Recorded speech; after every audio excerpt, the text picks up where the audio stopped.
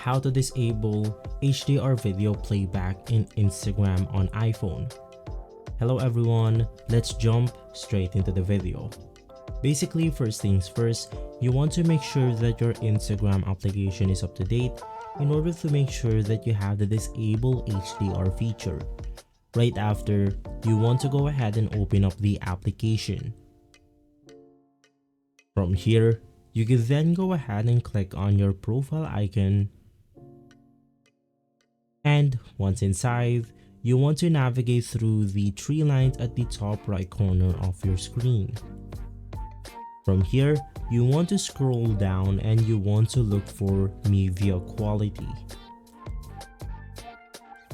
Once inside media quality, you can then go ahead and see an option called disable HDR video playbacks.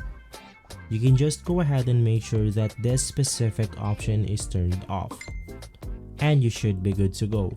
If this video has been helpful for you, please consider by liking and subscribing. I'll see you again next time. Thank you.